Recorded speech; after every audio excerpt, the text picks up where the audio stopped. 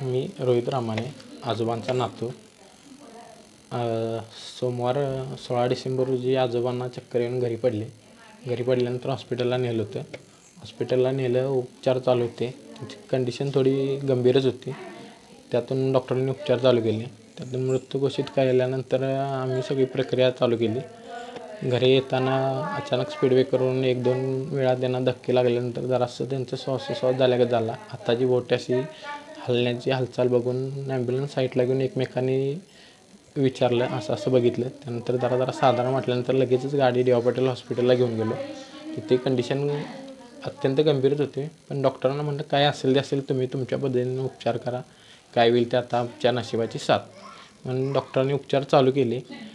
दुसऱ्या दिवशी त्यांच्या भाचा आलेला, तो इथंच थांबलेला रात्रभर. सकाळी त्यांनी थोडी हाक मारल्यानंतर जराशी त्यांना शुद्ध आल्यासारखे डोळे उघडून पाहिलेत. डॉक्टरांनी त्यांना प्रॉपर उपचार वगैरे नंतर चालू केल्यानंतर त्यांनी रिस्पॉन्स दिला. ते गेले 45 वर्ष पांडुरंगाच्या सेवेत आहेत. 45-50 वर्षे बावड्यातील मंडपात त्यांची विण्याची वगैरे सेवा ते अखंडपणे राबवतात. वारीला वगैरे ती चालत दरवर्षी आपल्या मित्रांसोबत वारकऱ्यांच्यासोबत जातात. जे काही वारकरी संप्रदायातील कुठेही कार्यक्रम असू दे, हरिनाम, गजर वगैरे असू दे, पारायण, सामुदायिक सोहळ्यात त्यांची आवर्जून उपस्थिती असते. त्यांना साक्षात पांडुरंग उल्पेंना विठ्ठल पांडुरंगच पावला असं म्हटलं तर काही हरकत नाही. आणि आम्ही परवा 30 तारखेला डी.वाय. पाटील हॉस्पिटलमधून त्यांची अँजिओग्राफी करून निरामय हॉस्पिटलमधून वगैरे परवा त्यांचं 30 तारखेला आम्ही घरी स्वागत केले. ते भारावून गेले. आजी आणि आजोबा एकत्र राहू देत एवढीच आमची साक्षात देवाकडे प्रार्थना होती. ती पांडुरंगाने ऐकली आणि त्यांना एकमेकांची सोबत राहू दे एवढंच आमची आहे.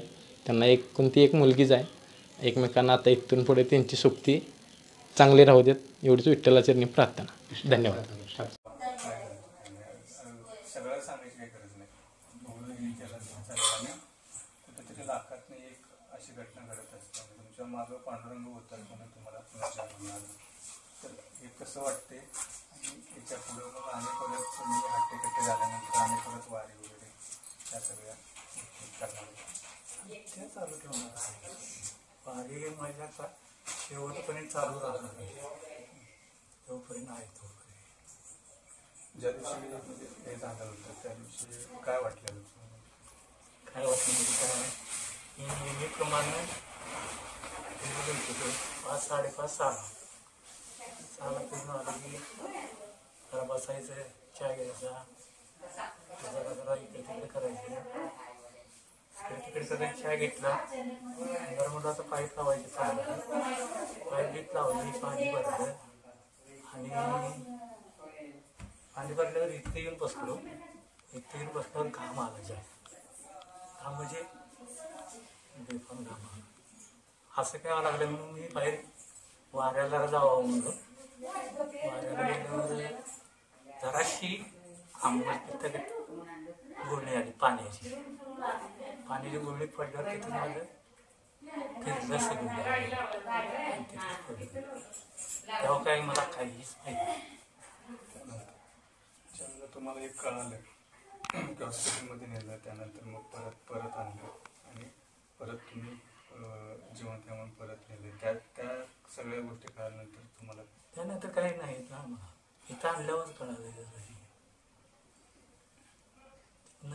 इथं आणल्यावरच म्हणजे बोलायला जास्त हेच ना. आता तब्येत कशी आहे? आता तर आहे जरा त्यातल्या त्यात आहे. सोमवारी का मंगळवारी कोणतीशी राहतो रे?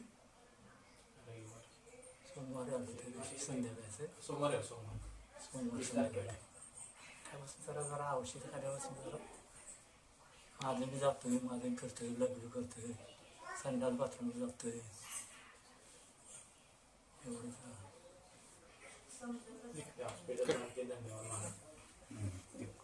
डी.वाय. पाटलांच्या हॉस्पिटलचा धन्यवाद माना.